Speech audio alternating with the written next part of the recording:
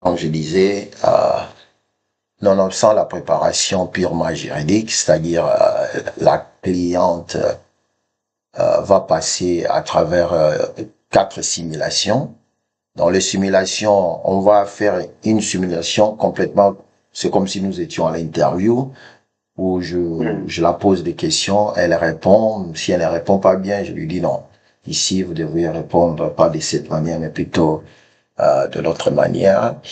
Et pour la première fois d'être soumis ou soit soumise à cet exercice, elle va démontrer de la peur, de l'angoisse. Ce n'est que normal parce que c'est pour la première fois qu'elle soit soumise à ce genre de pratiques. Mais pour la deuxième fois, elle va commencer à se savoir beaucoup plus à l'aise, ainsi de suite.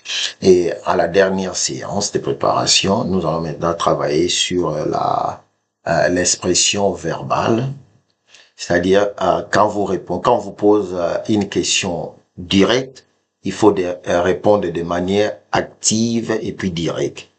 Si on vous pose une question qui a tendance d'obtenir votre réponse dans un environnement au temps présent, il faut répondre au temps présent.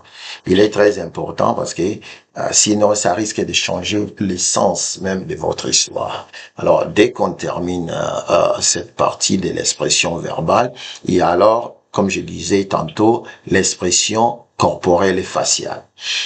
Chez nous en Afrique, nos parents, nos aînés, la communauté africaine, le clan, les familles nous ont enseigné une autre manière de faire face à comment s'afficher devant quelqu'un qui est élevé.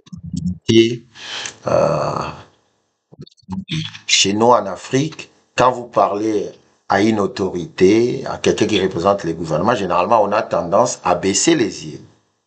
Je ne sais pas si vous vous rappelez de ça, généralement. Parce que moi, je me rappelle quand j'étais gosse, quand un parent, un oncle vous reprochait et que vous fixez les yeux et vous dit, vous êtes impoli, au moins non, vous êtes impoli. Vous voyez? Non. Mais chez le blanc, spécifiquement chez les Américains, quand quelqu'un vous adresse une parole, même si vous le faites de votre part à celui-là, vous êtes dans l'obligation de le regarder. Pas de les regarder de manière intimidante.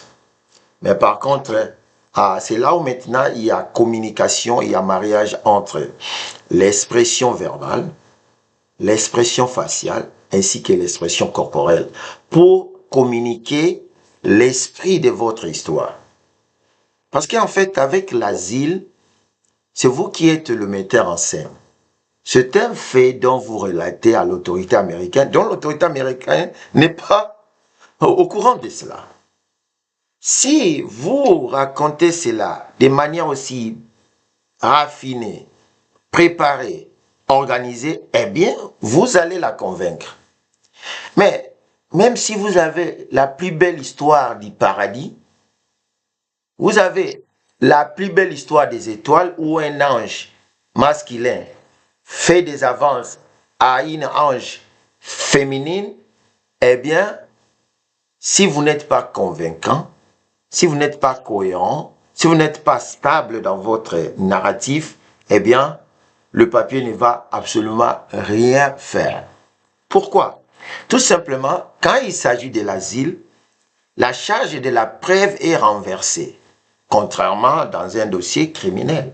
Dans un dossier criminel, il y a les procureurs qui ont l'obligatoriété de prouver au-delà des doutes raisonnables qu'effectivement vous avez commis ces forfaits. Par contre, dans l'asile, la charge de la preuve vous incombe, actori incombit probatio. Donc, d'abord, vous émenez l'officier dans votre monde. C'est comme moi, je vous invite dans mon jardin. C'est à moi qui revient la responsabilité de vous expliquer les types de fleurs que mon jardin contient. Parce que c'est moi qui vous invite dans mon monde. Donc, on y travaille là-dedans, de regarder l'officier, et parce que vous parlez des choses horribles qui sont arrivées dans votre vie. Alors, il faut afficher un certain comportement, une certaine particularité de l'expression faciale et corporelle. Parce que si vous baissez vos yeux, lorsque vous parlez de choses horribles dont vous avez vécu, l'officier risque de penser, selon la culture américaine, vous cachez quelque chose. Quand on vous soupçonne de cacher quelque chose, par conséquent, donc vous mentez. Mais par contre, quand vous les regardez, pas de manière aussi intimidante, mais de manière à communiquer votre pensée dans son esprit.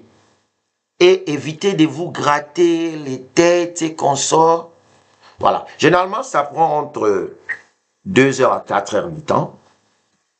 Et à la fin, durant au cours de l'interview, s'il y a une question qui ne cadre pas avec la loi, je l'ai déjà fait, je vais rappeler à l'officier de revenir par rapport au prescrit de la loi sur comment conduire ces genres d'interview. Si l'officier persiste en allant dans la mauvaise direction, eh bien, je peux tout simplement demander à ma cliente, à mon client, de ne plus répondre aux questions et demander par la suite à l'officier d'appeler leur superviseur, c'est-à-dire leur chef.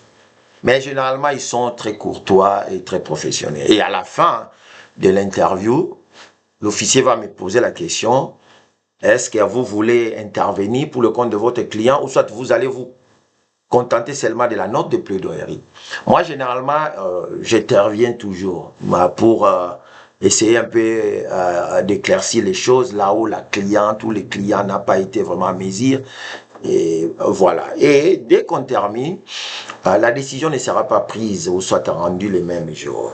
Ils vont soit nous convier d'y retourner, ou soit la décision sera envoyée par la voie postale. Et quand la décision arrive, si c'est positive, eh bien, c'est positive, vous attendez, ou soit au cours de la première année, vous allez appliquer pour la Green Card. Si la décision est négative, on va vous donner une autre opportunité d'aller chez les juges pour vous défendre encore.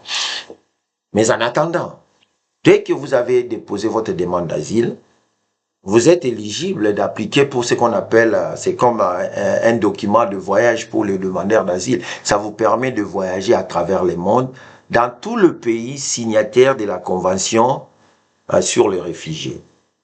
Et vous ne pouvez pas retourner dans votre pays parce que c'est là où vous avez été persécuté. Voilà un peu en quelque sorte, si je peux me résumer, sur comment la procédure de l'asile fonctionne. Au-delà de ce dont je viens de vous parler, comment alors prouver votre asile?